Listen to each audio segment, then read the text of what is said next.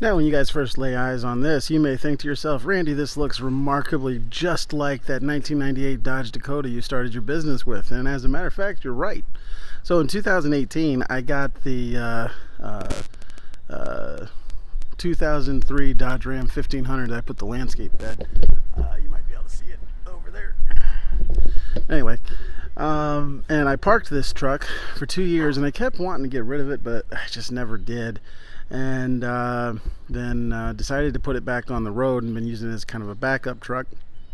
But when beginning of the season last year, when I pressed the clutch in, it started making a horrible whining noise, which unfortunately meant that the throwout bearing was going. And because I spent so much on this truck when I first bought it, I just can't let it die, so I just keep pumping money into it. So my neighbor next door, he was able to get that fixed for me. I'm almost embarrassed to say how much I paid for it, but my neighbor ended up replacing some brake lines, replacing the throwout bearing, updating the clutch with all new components since he was cracking it apart anyway, and fixed a leaky power steering system, and did all that for $1,500. Pretty awesome. So that goes on top of, like, I've replaced the alternator on this, I've replaced the radiator, the entire back end has been replaced. So I paid $7,500 for this truck brand new, and have probably put another $3,000 into it over the last I guess last 7 years, 8 years. No, I got it in 2015, so the last 8 years. So, but I really wanted to get it back on the road and good to go for lawn season, so that I've got a good, dependable backup truck, and also so I got something I can take into my local dump. The way the local dump works around here is the one 5 minutes away from me. You can take into it in even if you are running like a commercial vehicle. But if it's got any kind of like signage on it, they won't let it in. Or if it has like a landscape bed, like the 1500 does, they also won't let it in. So if I have this truck on the road, I can go to a dump that's 5 minutes away. If I don't have this truck on the road, I gotta take that truck to a dump that's 30 minutes away. So this truck is great for dump runs, for fall and spring cleanups, and honestly, as a backup truck. I do mostly small yards, and so this thing works great. The big thing I did different though this time is I put sides on it. I'm not like seeing some guys that obviously, this is a work truck. You can tell it's all dinged up and banged up. I'm not worrying too much about how the truck looks, so I got these sides put on it. When I say put on it, I did it.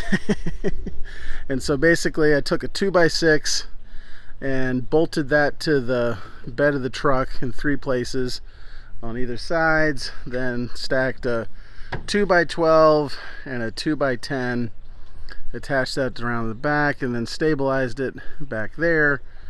It's on good because when I wiggle this, the whole truck wiggles. And so now I've got it set up for the spring cleanups I'm going to be doing tomorrow.